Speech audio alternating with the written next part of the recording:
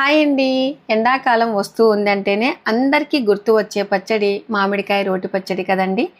కానీ కాలానుగుణంగా ఈ నడుమ ఎప్పుడు మామిడికాయలు వస్తూనే ఉంటాయి. కానీ సీజన్లో మనం ఇలాగ దంచుకొని తింటేనే ఆ మజా అండి. అలాగే కొంచెం తొలకరి చినుకులు వస్తే మనకు చింత చిగురు వస్తుంది.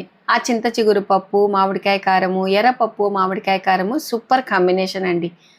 అలాంటి మామిడికాయ రోటి పచ్చడిని ఎలా దంచుకోవాలో ఈ వీడియోలో షేర్ చేస్తున్నాను. రండి మరి చూద్దాం. మెంతిపిండి వేయాలనత్త వేయాలమ్మంటే ఆవు పిండి కూడా వేయాలి.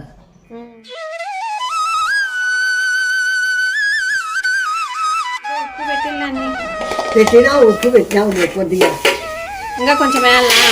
ఉప్పు లేని బాగుండదు కారం. చూడు చాలా ఒక 10 నిమిషాలు చాలు.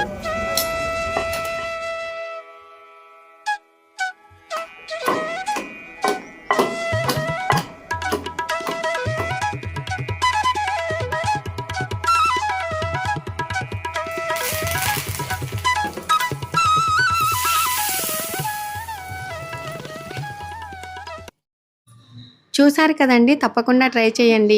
ఇలాగా మనం చేసుకున్నామనుకో ఎండాకాలం అంతా మనకు పండగే పండగ కదండి. ఇలాంటి మంచి మంచి వీడియోస్ కోసము మన ఛానల్ని ఫాలో అవ్వండి. Thank you.